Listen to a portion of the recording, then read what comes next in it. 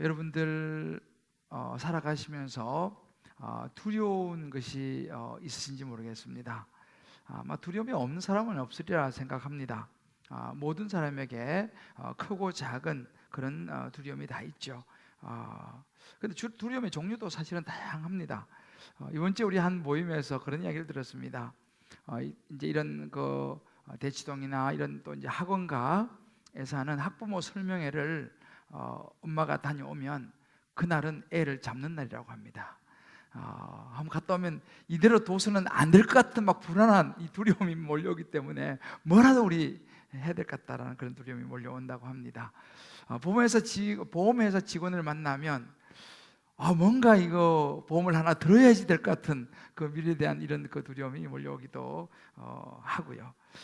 여러 때로는 우리가 그 직장에 대한 두려움, 또 학생들도 입시에 대한 두려움, 또 취업에 대한 두려움, 연말에 또 이제 승진 이런 거에 대한 두려움, 또 결혼도 마찬가지입니다. 결혼에 대한 두려움, 또 결혼을 하기로 결정한 사람들도 준비하는데 여러 또 두려운 마음이 생길 수도 있죠. 때로는 또 퇴직을 앞두고 있는 또 이런 상황도 또 두려움, 심지어 또 건강에 대한 두려움, 또 죽음에 대한 두려움, 이런 누구나 정말 두려움이 없는 사람은 없는 것 같습니다. 심지어 은행 잔고에 돈 쓸 일은 많은데 잔고가 갈수록 얕아져 가면 어떡하지? 두려움이 몰려오기도 하고, 심지어 이 차 운전할 때도 그래요. 기름이 좀 달랑달랑해 보면 이거 가다 쓰는 거 아니야? 또 그런 두려움이 몰려오기도 하죠. 그렇다면 우리가 그럼 하나님을 믿는다고 해서 두려움이 없을까? 여러분 어떻게 생각하세요? 예수 믿는다고 두려움이 없을까요? 예수 믿어도요, 두려운 것은 두려운 것입니다. 여러분 성경에 보게 되면 유명한 엘리야 선지자가 나오죠. 이 바알 선지자, 아세라 선지자 850명과 갈멜산상에서 대결을 벌였던 이 엘리야 선지자, 굉장한 사람이었죠. 그런데 그 850대 1로 싸워서 이기고 난 다음에 들려오는 소리가 그 아방의 부인 이세벨이 내가 그 엘리야 선지자를 가만두지 않겠다라는 소식이 들려오니까 이 엘리야 선지자가 두려움이 확 몰려와서 정말 낙담이 돼서 막 도망가는 그런 장면이 또 열왕기상 19장에 보면 또 나오기도 합니다. 저 역시 마찬가지죠. 목사이지만 목회하다 보면 저도 두려움이 몰려올 때가 종종 있습니다. 이런저런 일들이 이제 많이 생겨나기 때문에 그렇죠. 또 이렇게 우리가 이제 학교라고 하는 이런 공간을 빌려서 또 이렇게 사용하다 보면 어떤 날은 좀 이렇게 원활치 않고 이런 상황이 되면 우리가 이러다가 또 혹시라도 나가야 되면 어떻게 하나, 이 많은 식구들 데리고 어디서 예배를 드리지, 이런 한 번씩 또 두려움이 몰려올 때도 사실은 있습니다. 지난주에 제가 편지를 한 통을 받았습니다. 김대조 담임 목사님께 요즘에 이렇게 편지를 보내는 것이 흔치 않는데, 그래서 제가 누가 보냈는가 하고 뜯어보니까 일산에 사는 신천지 신도가 제게 보내왔습니다. 그래서 참 열심히 하시는구나. 내려보니까 목사님 신천지로 오십시오 이래가지고 요즘 이 이단이 담임 목사님 저에게도 개인적으로 편지를 보내가지고 오라고. 참 이게 요즘 이제 우리가 정말 살고 있는 그런 시대입니다. 그래 보면 정말 우리 인생에 이런저런 많은 일들 속에 두려움이 몰려오죠. 그러니까 우리 인생은요 다 됐다라고 말할 수 있는 것이 없는 것이 우리 인생인 것 같습니다. 어찌 보면 우리 인생은 천국에 가는 그날까지 이런저런 두려움에 사로잡혀서 살아갈 수밖에 없는 것이 우리 인생이 아닌가라는 생각이 들어요. 우리가 지금 창세기를 보고 있습니다만 우리 이 아브라함이 얼마나 용감했습니까?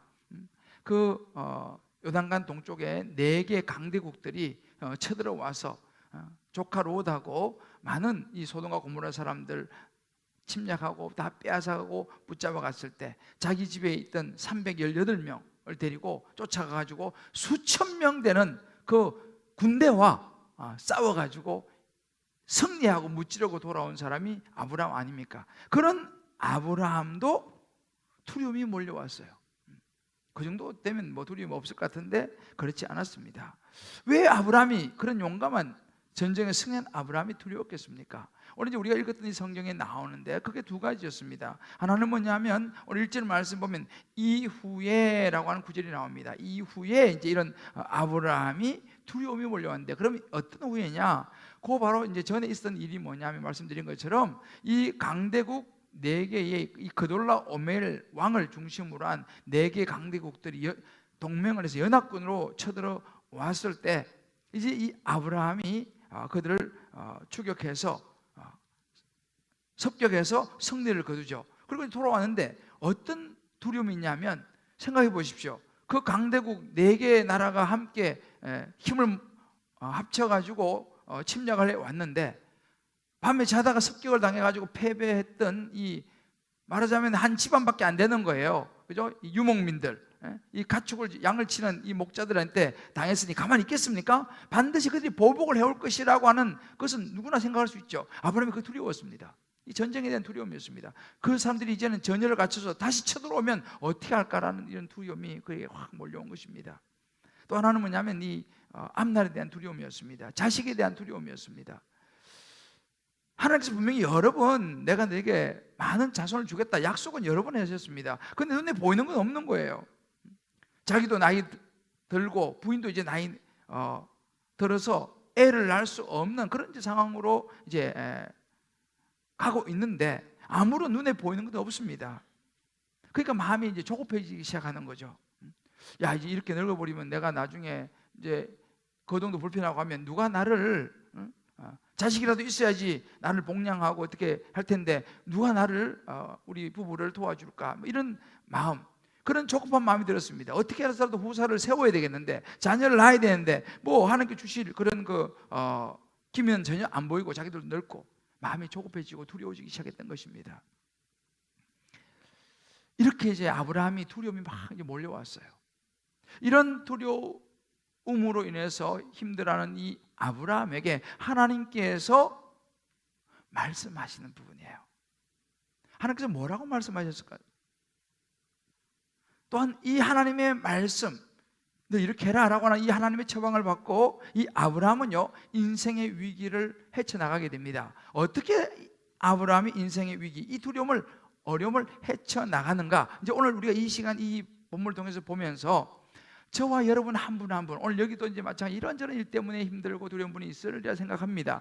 저와 여러분 한 분 한 분에게 주시는 이런저런 인생의 두려움, 어려움, 이 모든 것을 잘 헤쳐나갈 수 있는 아브라함에게 주셨던 하나님의 말씀이 저와 여러분에게 임해서 우리도 이런 인생의 어려움들을, 두려움을 잘 헤쳐나갈 수 있는 하나님의 지혜를 얻고 돌아갈 수 있게 되기를 주의 이름으로 축복합니다.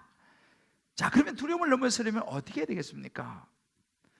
하나님께서 아브라함에게 보여주셨던 첫 번째는 뭐냐면요, 하나님의 음성을 들어야 한다는 것입니다. 여러분, 하나님의 음성을 듣는다 그러면 조금 망연하지 않습니까? 눈에 보이지도 않는 하나님의 음성을 어떻게 듣습니까? 그렇잖아요, 그죠? 좀 막연하게 여겨집니다. 근데 여러분, 사실 하나님의 음성을 듣는 것이 그렇게 어렵지는 않습니다. 아기가 엄마의 음성을 듣고 분별하지 않습니까? 마찬가지로 우리도 이제 하나님께서 우리에게 들려주신 음성을 들을 수 있는 방법을 성경은 우리에게 이야기해 주고 있습니다.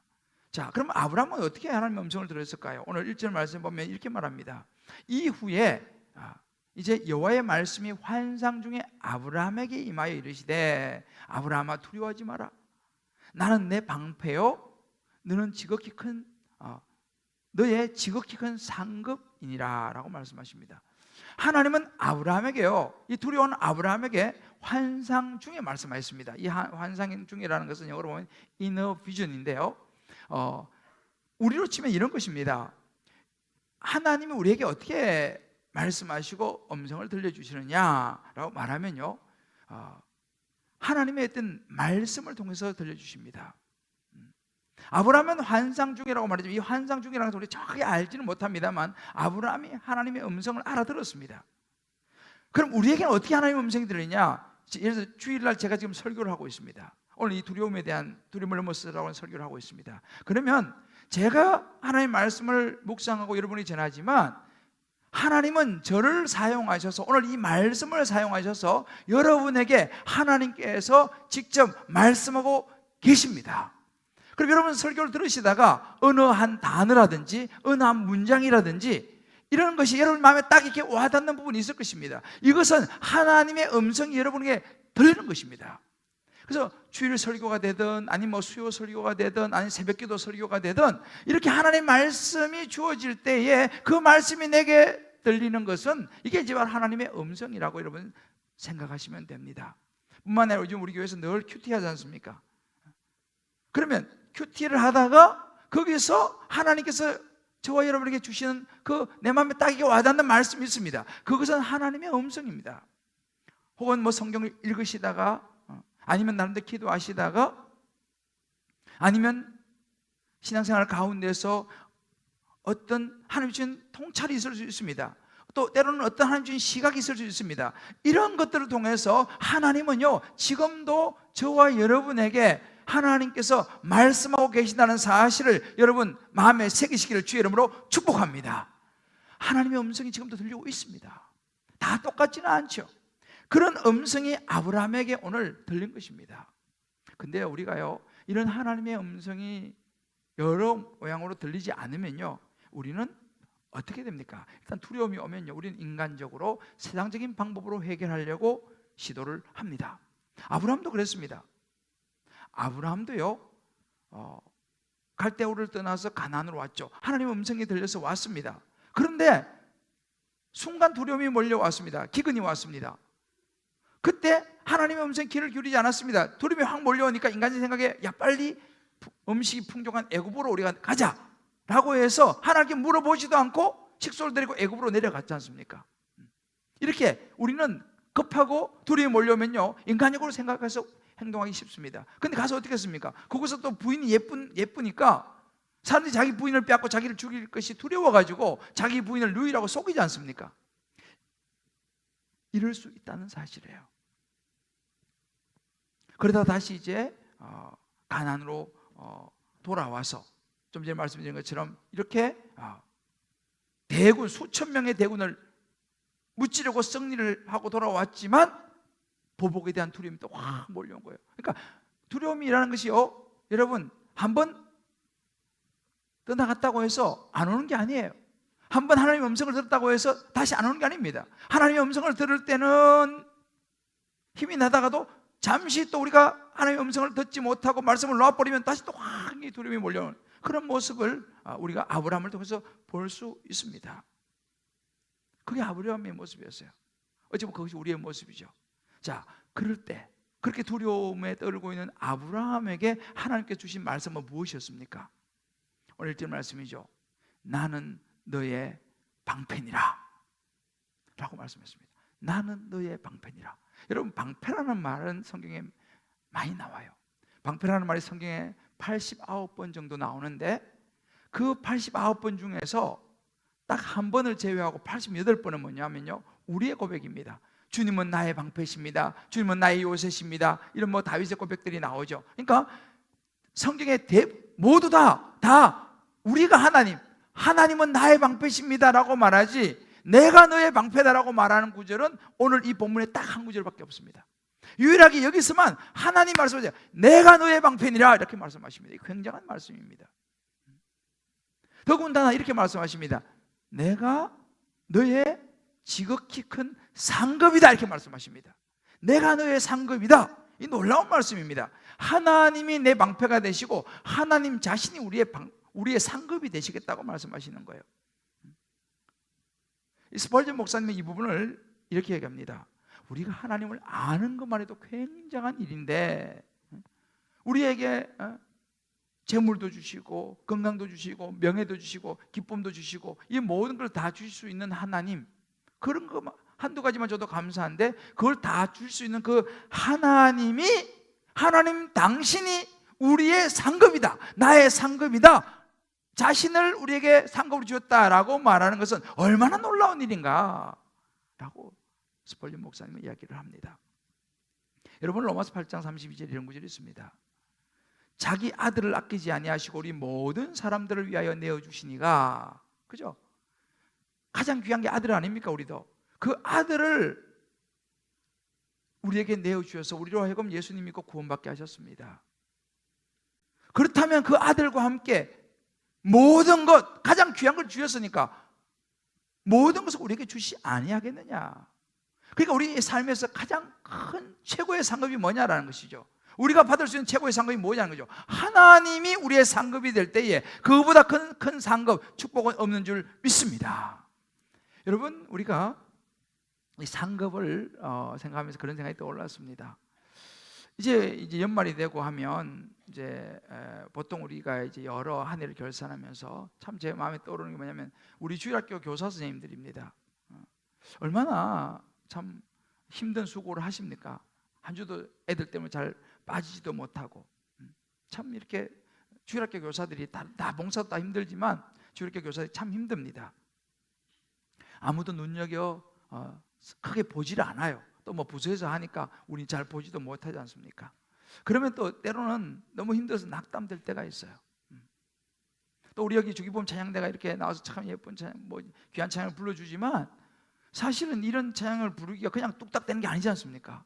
사진에 미리 준비하고 연습하고 스케줄 조정하고 또 뭐 곡 선정하고 많은 그런 보이지 않는 수고가 있으리라 생각합니다. 뭐 주차 봉사도 그렇고 모든 봉사가 마찬가지죠. 오늘 우리 기도원 협회에서도 오셨는데 참 이런 일들이 쉬운 게 아니죠. 그런데 사람들이 이걸 알아주지 않을 수 있다는 사실입니다. 그럴 때 낙담이 될 수 있죠. 참 이제 그만해야겠다. 연말이 되면 항상 그런 마음이 오잖아요. 아유 이제 그만하자. 그동안 많이 했다. 누가 뭐 알아주는 것도 아니고 뭐. 여러분 꼭 기억하십시오. 여러분은 사람들이 알아주지 않지만 하나님이 여러분의 섬김과 수고와 봉사의 상급이 되시는 줄 믿으시기를 바랍니다. 하나님께서 내가 너의 상급이 되겠다고 말씀하시는 거예요. 내가 너의 상급이다. 하나님이 기억하신다는 거예요.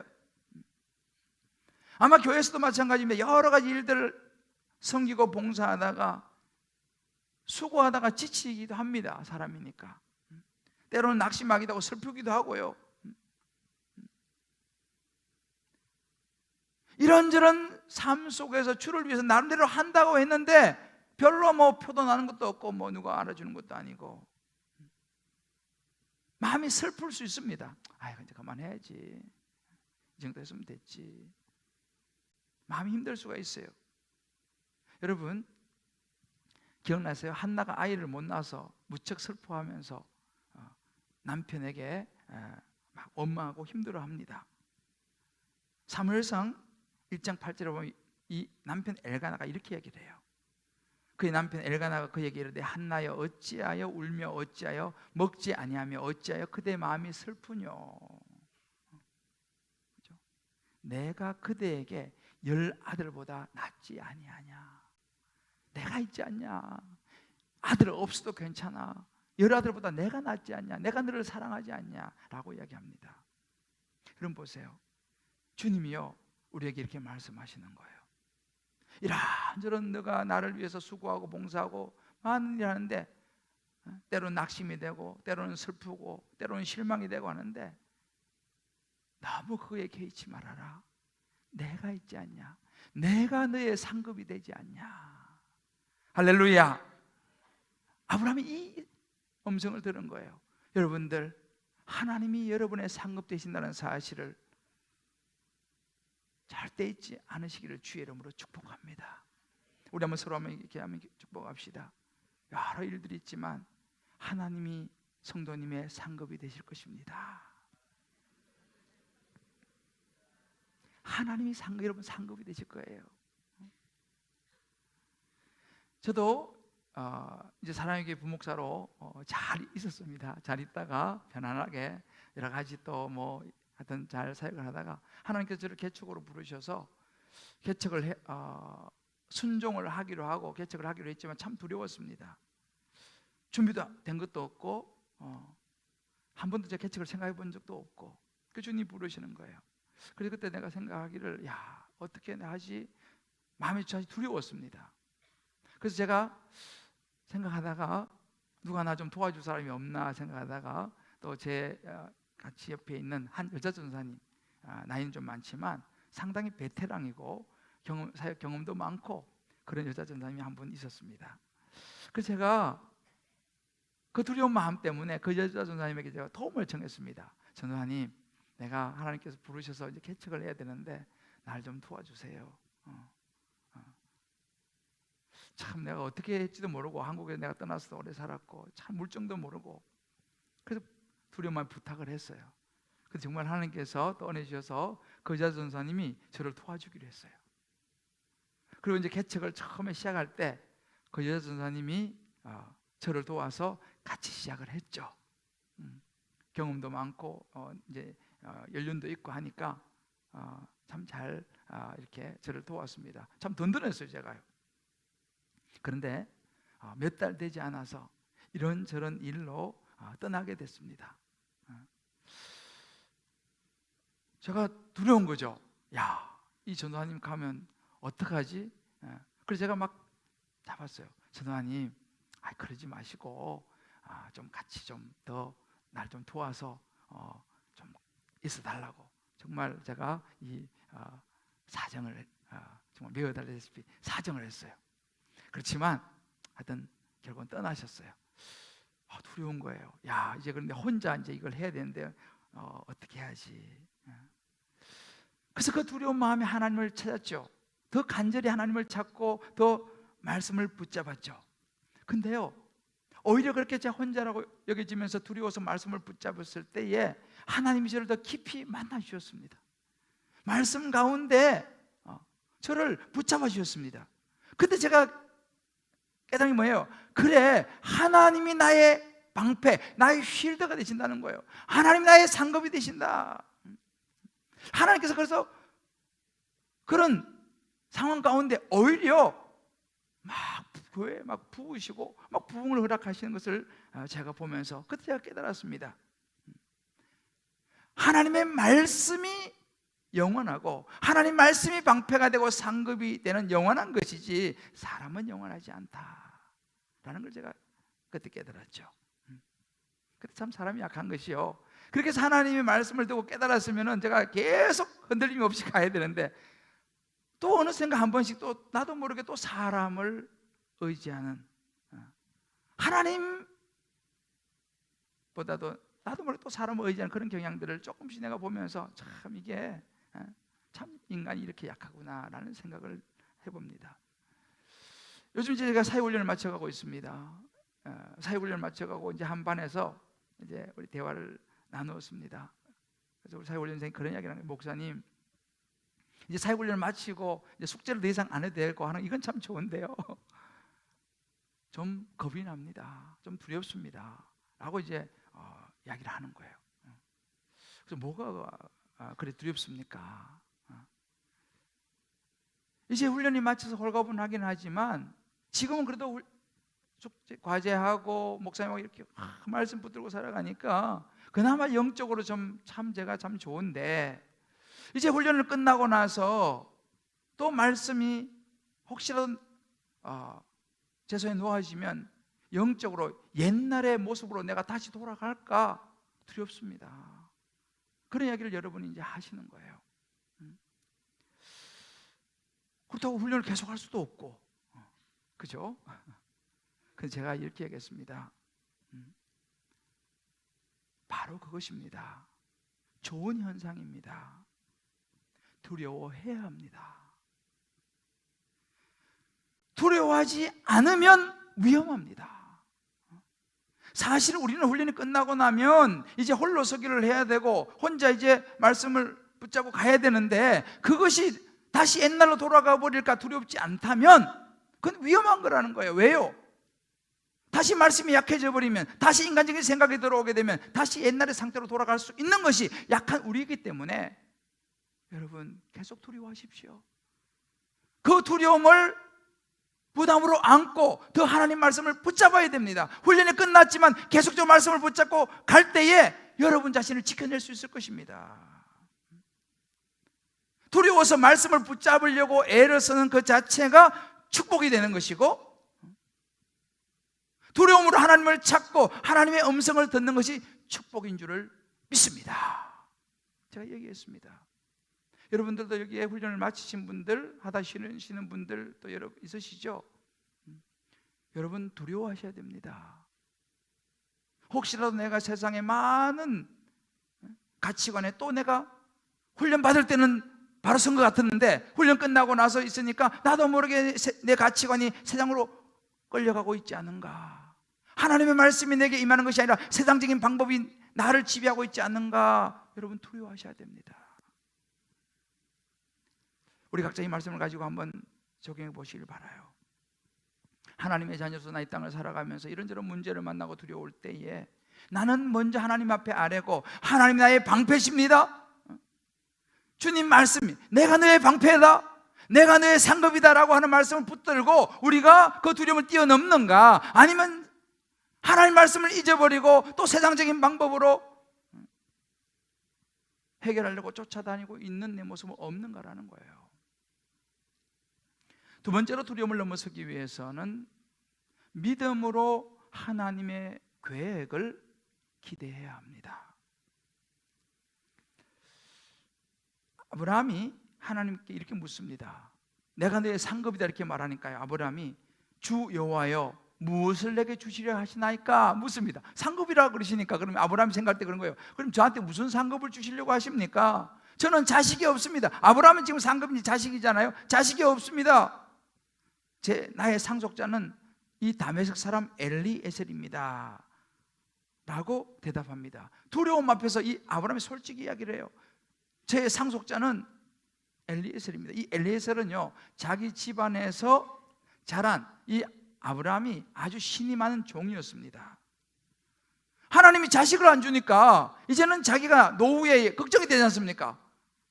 노후에 이제 자기를 봉양할 아무도 없고 자기 이제 여러 가지 가지고 있는 것들을 물려주고 해야 될 후사가 없으니까 이제 아브라함 생각에는 뭐냐면 10여 년 이미 세월도 지났는데 하나님 10여 년이 지나도 자식을 안 주니까 이제 내 마음대로 그냥 내가 정했어요. 저는 그냥 엘리에셀, 내 신실한 종 엘리에셀에게 그냥 내 상속자로 삼으려고 합니다 라고 하나님께 이야기해요. 3절에 이렇게 또 한 번 더 이야기합니다. 주께서 내게 씨를 주지 아니하셨으니, 하나님이 나한테 자손을 안 주셨으니 이제 저는 이제 제 마음대로 이제 그냥 제가 정했습니다 라고 이야기하는 대목이에요. 여러분 우리도 어떻습니까? 신앙생활 하면서 아브라함처럼요 잘 참고 인내하고 돈도 내려놓고 조카도 떠나보내고 남들이 애를 많이 썼습니다. 자, 하나님 이 정도면 됐죠? 제가 이렇게 노력해도 하나님 뭐 아무것도 없으니까 저는 여기까지만 하랍니다. 벌써 기다린 세월이 10년입니다. 이거 뭐 믿음이고 뭐고 뭐 여기까지 왔으니까 여기까지 하랍니다 라고 지금 아브라함이 이야기하는 대목이에요. 우리도 마찬가지죠. 하나님 내가 예배도 열심히 드리고 요즘은 큐티도 열심히 하는데 내가 기도 생활도 나름대로 하려고 하는데 왜 우리 자식이 대학에 떨어집니까? 왜 남편은 여전히 쏙 뒤집어 놓고 여전히 힘들게 합니까? 왜 이렇게 우리 자식 취업도 안 되고 말이죠, 이 진로도 불투명하고 몸도 빨리 회복도 안 되고 이런저런 왜 이게 안 됩니까? 저는 그냥 엘리에셀로 그냥 갈랍니다. 그냥 내가 하고 싶은 대로 할랍니다 라고 하고 싶은 마음이 우리 안에 올라오는 것이죠. 하나님이 섭섭한 거예요. 삐진 거예요. 하나님 왜? 내가 이렇게까지 했는데 하나님. 이게 지금 아브라함이 이야기하는 것입니다. 그냥 저는 엘리에셀로 그냥 갈래요. 그때 주님 뭐라 말씀하십니까? 이렇게 말씀하십니다. 4절을 보면요, 아니라 그 사람이 내 상속자가 아니라 이렇게 말합니다. 엘리에셀 아니야, 엘리에셀 아니야. 너 몸에서 그 아들이 있어. 그 자녀가 내 상속자가 될 것이야 라고 말씀하세요. 그거 아니라는 거예요. 엘리에셀 아니라는 겁니다. 그러면서 뭐라고 말합니까? 5절을 보면은 하늘의 무뼈를 셀 수 있나 보라 라고 말씀하십니다. 하나님은 이 아브라함의 두려운 마음을 헤아리세요. 그래서 아브라함을 데리고 밖으로 나갑니다. 밖으로 나가서 손잡고 하늘을 바라보면, 야, 저기 하늘에 별을 좀 봐라. 너 저거 다 셀 수 있니? 내가 너한테 셀 수 없을 만큼 많은 저 무별처럼 너 자손을 그렇게 내가 많게 하겠다라고 하나님께서 아브라함의 손을 잡고 나가서 하늘을 보면서 이야기해 주시는 거예요. 아마 여러분들도 여러분 자녀가 어릴 때에 손잡고 밖에 나가서 막 하늘의 별을 보면서 이야기한 경험이 있을지 모르겠습니다. 야, 저 하늘의 별 좀 봐라. 얼마나 별이 많니? 그죠? 그 자녀의 손을 잡고 사랑하는 마음이죠. 그러니까 지금 두려워 떨고 있는 이 전쟁 때문에 두려워하고 자식이 후사가 없어 두려워하는 이 아브라함의 손을 잡고 하나님께서 정말 사랑의 마음으로, 사랑의 표현으로 손을 잡고 밖에 나가가지고 저기 저 무뼈를 보라 라고 말씀하시는 거예요. 그러니까 이 두려움 또는 이 아브라함에 대한 하나님의 이 처방, 하나님 말씀이 뭐냐? 하늘을 바라보라는 거예요. 하늘을 바라보라는 거예요. 인간적인 생각에서 너는 난 더 이상 우리 애 못 낳아요. 더 이상 이런 일은 더 이상 안 돼요. 이런 인간적인 생각, 좁은 생각에 머물지 말고 눈을 들어서 무뼈를 바라보는 창조주 하나님의 넓고 넓은 세계로 시야를 넓히라 라고 하나님께서 아브라함에게 말씀하시는 거예요. 우리 그런 찬송 있지 않습니까? 눈을 들어 주를 보라, 내 모든 염려 주께 맡겨라. 두려울 때 주님의 얼굴 보라, 사랑의 주님 안식 주리라. 우리 그런 찬양 있지 않습니까? 시편 121편 1절이 이렇게 말합니다. 내가 산을 향하여 눈을 들리라, 나의 도움이 어디서 올까? 나의 도움은 천지를 지으신 여호와에게서로다. 할렐루야. 하나님께서 그렇게 말씀하시는 거예요. 눈을 들어서 하나님을 바라봐라. 저는요, 창세기 15장 이 5절은 저의 인생에서 굉장히 중요한 구절이에요. 저도 참 어려울 때가 있었어요. 제가 지난번에 잠깐 말씀드렸는데 신대원 3학년이 돼서 이제 사역을 나가야 되는데 결혼을 못 했잖아요. 참 결혼이, 저는 뭐 때가 되면 장가를 간다 생각했는데 제가 막상 그 나이가 되니까 참 결혼이, 야, 장가 가는 게 이렇게 힘들구나, 장가만 가면 성공이다, 이 생각이 정말 뼈저리게 했어요. 왜냐하면 뭐 제가 촌놈이죠. 가진 것도 없죠. 뭐 내세울 것도 없는데 장가는 가야 되겠고, 그래 사역을 나가야 되지 않습니까? 도저히 불가능해 보이는 거예요. 올란삼도 없고. 그래서 제가 기도하면서 드는 생각이, 하나님 앞에 1시간씩 기도하자. 그래서 밤 9시만 되면 강당에 내려가서 큰 강당에 혼자, 이거보다 좀 더 큰 강당인데 혼자 앉아가지고 간절히 부르짖어 기도했습니다. 주여 장가를 보내 주시옵소서. 간절히 기도했어요. 정말로 기도했어요. 뭐 다른 것도 기도했지만 아무튼 간절히 그게 메인이었어요. 그러다 어느 날 이 마음이, 하나님 이거 가지고 감동을 안 하시는구나. 산으로 가자. 산기도를 드려야겠다. 그래서 제가 어느 날부터 산으로 가기를 마음을 먹었어요. 그 기숙사 제가 있었기 때문에 기숙사 뒤에 산이에요. 좀 처음에 좀 무섭더라고요, 그죠? 그래도 뭐 가는 거 하나 가지고 산에 올라가서 1시간씩 기도했습니다. 주여 장가 보내주시옵소서. 간절히 기도하고 1시간 또 때로도 눈물도 흘리면서 막 기도하고요. 1시간 딱 돼서 이제 일어나서 딱 돌아서면요, 그 아래 여학생 기숙사가 있었어요. 불이 환히 켜져 보면서, 주여 저렇게 많은데 어떻게 한 사람은 좀 안 되겠습니까? 정말요. 제가 딱 보면서, 그리고 나서 제가 하늘을 올려다봤어요. 하늘을 보니까 하늘의 별이 초롱초롱하지 너무 많은 거예요. 눈을 들어 하늘의 무뼈를 바라보라, 이 말씀이 제게 그때 딱 떠오르는 거예요. 그래, 아브라함에게 주는 약속이 있지. 그때 내가 무슨 생각이냐면, 하나님, 제가 장가를 가면 기적인데, 진짜 100% 200% 하나님의 은혜인데, 제가 장가를 가가지고 애를 낳으면 내가 잊지 않고 그 애 이름을 은총이라고 짓겠습니다. 별이 초롱초롱 은총이라고 짓겠습니다. 제가 그때 그렇게 기도했어요. 정말 간절히 기도했어요. 세월이 지나서 우리 아이가 태어났어요. 장가를 갔단 말이죠. 태어났는데 딸이 태어났네. 은총이라는 이름은 아들 이름이라는 거예요. 그 은혜라고 지라고 그런 거예요. 그 내가 안 됩니다. 제가 하나님하고 기도한 게 있잖아요. 그리고 우리 딸이 이름이 은총이 된 거예요. 정말 여러분들은 뭐 별로 감동이 안 되시겠지만은 저는요, 정말 놀라운 일이었습니다. 하나님 불가능해 보이는 일이 이루어져 가지고 제가 결혼을 하고 장가를 가가지고 애를 낳았어요. 할렐루야. 하나님이 제 인생에 이 창세기 15장 5절을 그대로 이루어 주셨어요. 여러분 인생에 혹시 별이 안 보이시는 분이 계세요? 하나님, 목사님 저는 봐도 별이 안 보이는데요. 여러분, 별은 안 보일 수 있습니다. 왜요? 구름이 끼면 밤에도 별이 안 보이잖아요. 그렇지만 별이 없는 거 아니에요, 그죠? 구름이 껴갖고 별이 안 보이는 거예요. 낮에는 밝아가지고 별이 안 보이는 거예요. 별은 그 자리에 있습니다. 때로 우리의 근심과 걱정과 염려와 많은 생각들이 하나님의 약속을, 말씀을 가리는 것이지 하나님의 약속과 말씀이 없는 것이 아니라는 사실을 마음에 붙잡으시기를 주의 이름으로 축복합니다. 하나님은 계세요. 별은 그 자리에 있습니다. 하나님의 약속은, 하나님의 말씀은 여전히 유효하다는 사실을 믿으시기를 주의 이름으로 축복합니다. 자, 우리 옆에 분이 얘기하면 계세요. 보이지 않지만 하나님의 약속은 유효합니다.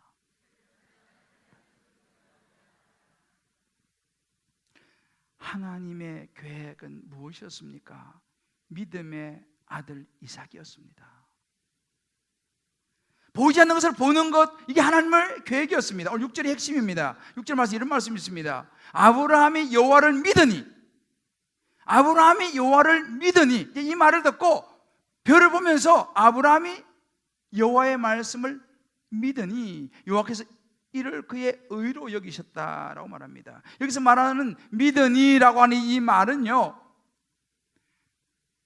원래의 의미는 당장 무슨 행동을 하고 이런 의미는 아닙니다. 하나님의 말씀을 내가 그냥 받았다 이 말입니다. 그대로 될 것을 눈에 보이지도 않고 확신도 없지만 하나님께서 말씀하시니까 내 마음에 네, 아멘으로 받았다라고 하는 의미입니다. 이거 믿음입니다. 눈에 보입니까? 지금 현실적으로는 자식이 태어날 게 불가능해요 지금. 그런데 하나님 말씀하시니까 아멘으로 받았다. 이것이 믿음입니다. 갈라디아서 3장 6절 7절 이렇게 말합니다. 바울이 말합니다. 아브라함이 하나님을 믿음에 그것을 그에게 의로 정하셨다 함과 같다 그랬습니다. 여러분 여기서요, 믿으니 이 말이 성경에서 처음으로 등장하는 아만이라는 단어인데, 여러분 이신칭이라는 말을 많이 들어보셨죠? 믿음으로 의롭다함을 받았다라고 하는 그 믿음이 처음 등장하는 단어가 여기입니다. 믿음으로 받았다. 그러면 받은 이것이 의가 되었다라는 말이 무슨 말입니까? 이 의라는 것은요, 관계의 의미를 있어요. 관계. 이게 원래 제다카라는 단어인데, 관계, 어떤 관계? 하나님과 아브라함 사이의 관계에 있어가지고 아브라함이 하나님의 약속, 말씀을 받아들였다는 것입니다. 관계에 신뢰를 했다 이 말이죠. 하나님 그렇게 될 줄 믿습니다라고 인정을 했다는 것입니다. 또 변할지 모르겠지만 아브라함이 완전해서 아닙니다, 여러분들. 아브라함이 뭐 나는 완전하고 뭐 확신하고 그런 차원이 아니에요. 그냥 그 순간 순수하게 아멘으로 받았습니다. 여러분 구원의 확신이 있지 않습니까? 우리가 닷단동행하면 예수님 영접하실 분들 가서 손 얹고 이렇게 기도하잖아요, 그죠? 예수님 영접한 기도하고 나면 제가 하나님 자녀가 되었습니다 이렇게 말씀드리지 않습니까? 여러분 어떻게 하나님 자녀가 된 걸 확신합니까? 뭐 번쩍번쩍하고 무슨 벌어지고 해야지 뭔가 되는 것 같다 싶은데 그런 것도 없는데 어떻게 여러분이 하나님 자녀, 기도 이거 한번 했다고 뭐 하나님 자녀가 됐다는 어떻게 확신합니까? 내일 되면 또 돌아서면 또 헷갈릴 텐데요. 여러분 우리는 확신이라는 것은 눈에 보이지 않습니다. 제가 지난번에 말씀드렸죠. 그래 내 믿을게. 이어령 박사가 그래 내 믿을게. 여러분 이것이 의입니다. 우리가 뭐 확실해서 뭐 모든 것이 이해가 돼서가 아니고 예수님이 나를 위해서 십자가에 죽으시고 부활하셨습니다. 네, 나 그거 믿겠습니다. 아멘, 받아들입니다 라고 하는 이것 자체가 하나님 보시기에 의가 되고 하나님의 자녀가 된다는 사실을 믿으시길 주의 이름으로 축복합니다. 여러분 확신에 대해서요 너무 그렇게 복잡하게 생각하지 마세요. 이 아브라함이 이렇게 믿었지 않습니까? 좀 있으면 또 헷갈릴 때 또 나옵니다. 또 좀 있으면 헷갈립니다. 이것이 우리 인생이에요. 그런데 하나님께서 뭐라고 말씀하십니까? 너 그것을 믿음으로 받아들이냐? 내가 그것을 의로 여긴다. 됐다. 너 내 자녀다 라고 말씀하시는 거예요. 할렐루야. 제가 지난주에 장례를 2건 치렀는데 한 분은요 2달 반 전에 제가 찾아가서 이분에게 조금 힘들었지만 말씀하기 조금 어려웠지만 제가 말씀드렸어요. 예수님 설명해드리고, 자, 지금부터 나를 따라서 예수님 영접하는 기도를 해보십시다 해가지고 제가 주 예수님, 제가 우리 하는 것처럼 영접 기도를 시켰습니다. 이분이 고개를 끄덕끄덕하고 마지막에 아멘 하셨어요. 그리고 2달 반 정도 됐는데 소천하셔서 하나님 부르셔서 가셨어요. 또 한 분은 하루 전날 예수님을 영접했습니다. 하루 전날. 그리고 그 다음날 소천하셨어요. 자, 이분들 어디 가셨을까요? 어디 가셨을까요? 에이, 뭐 그렇게 한다고 뭐 됩니까? 여러분, 그건 우리 생각이라니까요. 아브라함이 여호와를 믿으니 이것을 그의 의로 여겼다. 예수님을 영접했기 때문에 그분들은 다 천국에 가게 해주신 줄 저는 확신합니다. 할렐루야. 여러분, 이것을 믿으셔야 합니다. 이것이 아브라함의 믿음입니다. 열심히 우리 전도해야 됩니다. 여러분들, 주변에 안 믿는 분들, 언제 어떻게 될지 몰라요. 오이코스들, 여러분 자녀들 복음 듣게 해야 합니다. 사랑하는 성도 여러분,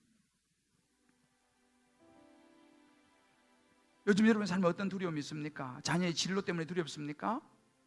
직장 때문에 두렵습니까? 어떤 사업 때문에 두려움이 있습니까? 건강 때문에 두려움이 있습니까? 이런저런 여러분 인생에 두려움이 있을 수 있습니다. 기억하십시오. 하나님 말씀하십니다. 아니라 내 몸에서 날짜가 내 상속자가 되리라. 성급하게 움직이지 말라는 거예요. 포기하지 말라는 거예요. 대충 하려고 하지 말라는 거예요. 엘리에셀, 당장은 뭐가 될 것 같죠?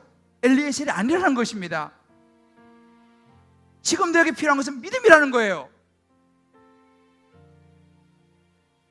포기하고 싶을 때 하늘을 우러러 무뼈를 보라는 것입니다. 내 생각이 아니라 나는 엘리에셀로 그냥 쉽게 가고 싶어요. 그냥 포기하고 그냥 이 정도로 그냥 살고 싶어요. 아니에요, 여러분. 하나님이 말씀하세요. 나의 계획이 있어.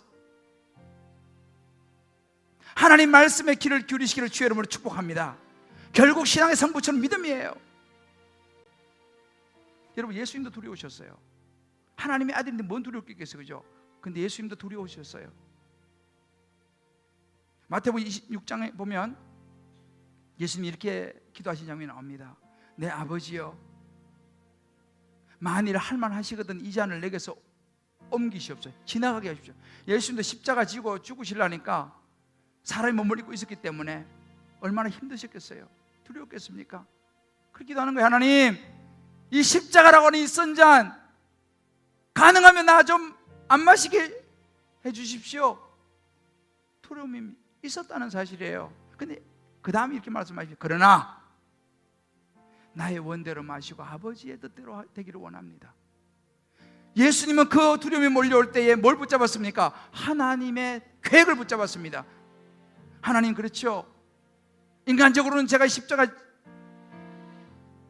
저주를 쓴 잔을 마시고 싶지 않지만 하나님의 계획이 내가 십자가에 죽어야지 저 사람들이 구원을 받지 않습니까? 그들의 얼굴이 보이면서 내가 죽어야 저들이 구원을 받죠. 아마 그 얼굴 속에는 저와 여러분의 얼굴도 있었을지 모르겠어요. 그 예수님이 어떻게 했습니까? 네, 주님, 제가 하나님의 계획이 그러시다면, 저들을 구원할 수만 있다면 제가 이 길을 가겠습니다. 십자가를 지겠습니다. 두려움을 뛰어넘었습니다. 왜요? 하나님의 계획을 붙잡고 말씀을 붙잡으니까 두려움을 뛰어넘을 수 있었던 것입니다. 이 찬양 가사 중에 이 사모곡이라는 이 가사가 참 좋은 찬양이 사모곡이라고.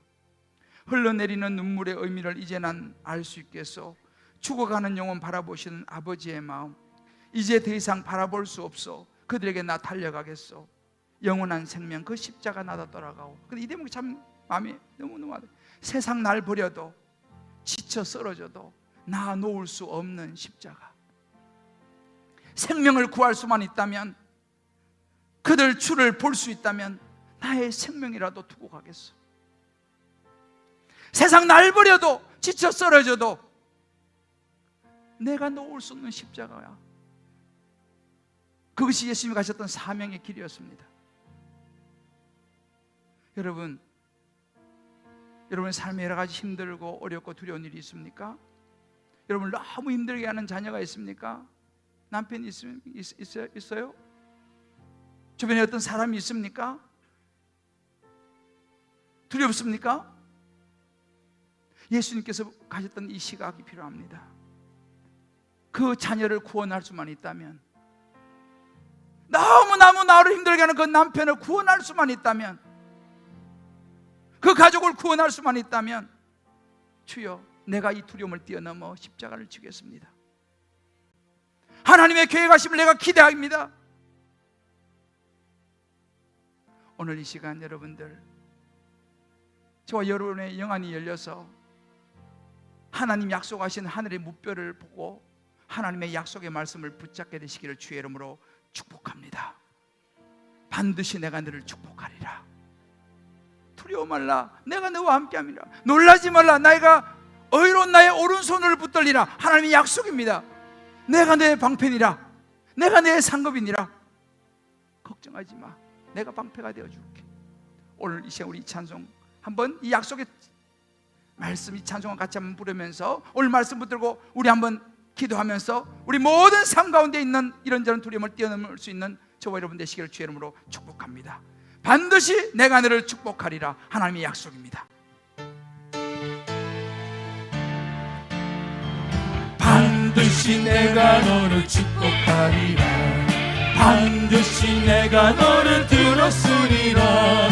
천지는 변해도 나의 약속은 영원히 변치 않으리. 영원히 변치 않으리. 주님 말씀하십니다. 두려워 말라. 두려워 말라. 강하고 담대하라. 낙심하며 실망하지 마라. 낙심하며 실망치 마라.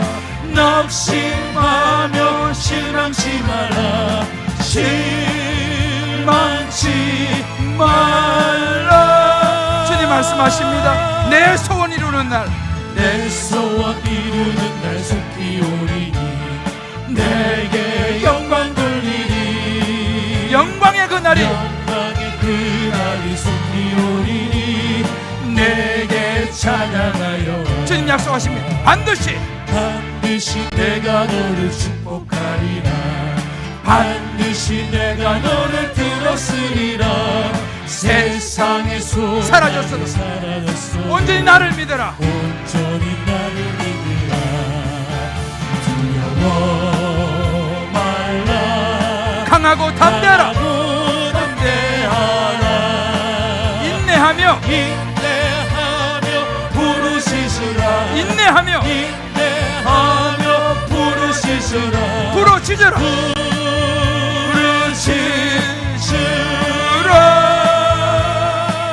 주님 말씀하십니다. 내 소원 이루는 날 속히 오리니 내게 영광 돌리니. 영광의 그날이 속히 오리니 내게 찬양하여라. 여러분 믿으십니까? 한번 제가 말씀드렸잖아요. 아브라함이 하나님의 말씀을 믿으니 거기서 의로 여겼다 그랬죠, 그죠? 우리는 확신이 없을 수 있어요. 그러나 이 순간 믿음으로 받아들이는 거예요. 역사는 누가 하십니까? 누가 하나님의 계획을 이루십니까? 하나님이 하시는 거예요. 여러분의 인생에, 여러분의 자녀와 여러분의 직장과 모든 진로와 건강과 모든 삶에 얽힌 문제들 하나님께서 역사하시고 반드시 풀으시고 축복하실 줄 믿습니까? 아멘. 확신이 이래가지고 안 돼요. 다시 한번 묻습니다. 아멘 할 때에 하나님이 여러분의 아멘을 의로 여기시는 줄 믿으시기를 바랍니다.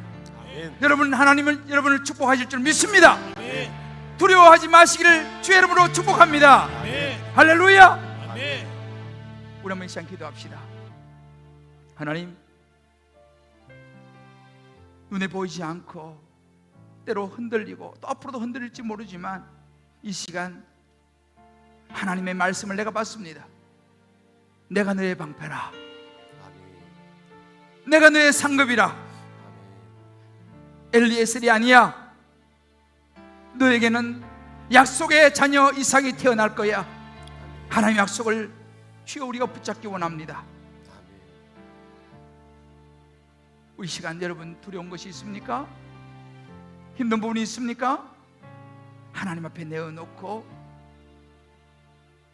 다시 말씀 붙들고 일어섭시다. 아멘.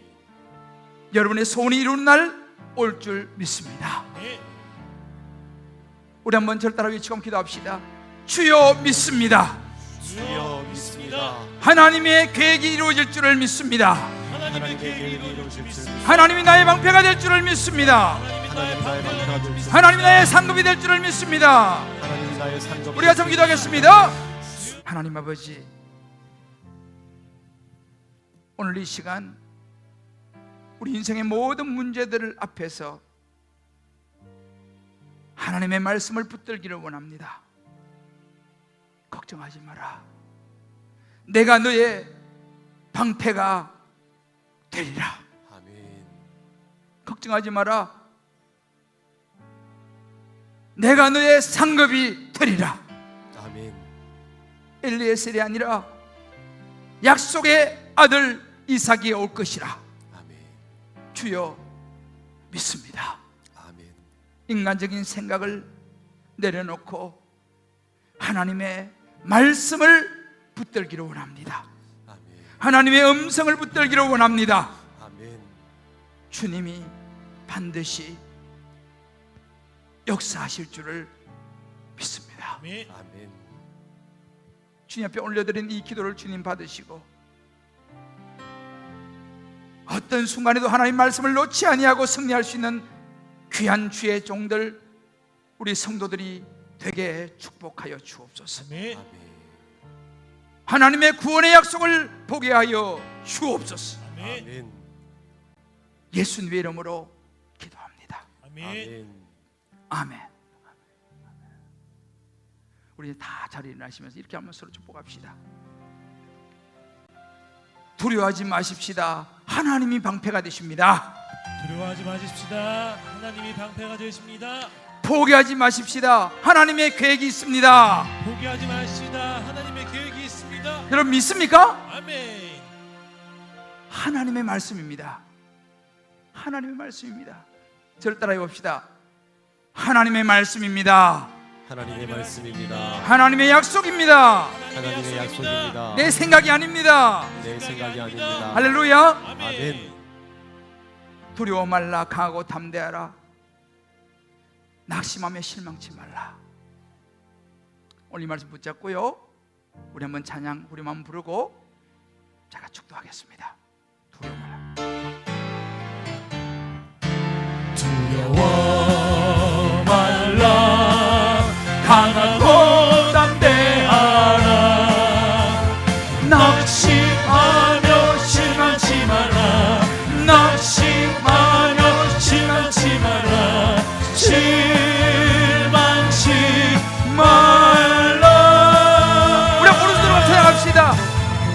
내 소원 이루는 내 속히 오리니 내게 영광 돌리니 영광의 그날이 영광의 그날이 속히 오리니 내게 찬양. 두려워 말라. 두려워 말라. 강하고 담대하라. 강하고 담대하라. 인내하며 부르짖어라.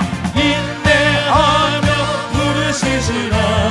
인내하며 부르짖으라. 부르짖어라.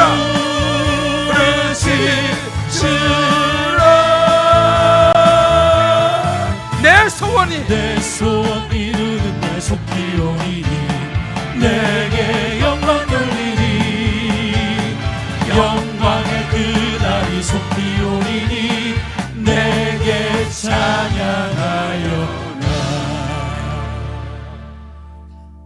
이제는 우리 주 예수 그리스도의 크신 은혜와 하나님의 사랑과 성령의 역사하심이 아브라함을 향하여 내가 너의 방패가 되리라, 내가 너의 상급이 되리라, 뭇 하늘의 별들을 셀 수 있나 보라, 반드시 내가 너에게 약속의 자식을 주리라, 반드시 반드시 내가 너의 기도에 응답하리라 약속을 부여잡고 다시 일어서 나아가는, 하나님을 신뢰하고 나아가는 모든 주의 백성들, 우리 사랑하는 모든 성도님들 한 분 한 분 머리 위에 저들의 사랑하는 자녀들, 사랑하는 아내, 남편, 부모, 모든 삶의 여정 기도 제목 위에 군문에 가 있는 자녀들과 회복을 기다리는 환우들 머리 위에 마음을 담아 주님께 올려드리는 11조와 감사와 성교, 구제, 소원, 이 모조모의 특별한 예물과 오병이여 영혼 구원을 올려드리는 비전센터를 향한 예물들, 그 축복된 손길 위에 이제부터 영원토록 함께 하시기를 간절히 축원하옵나이다. 아멘.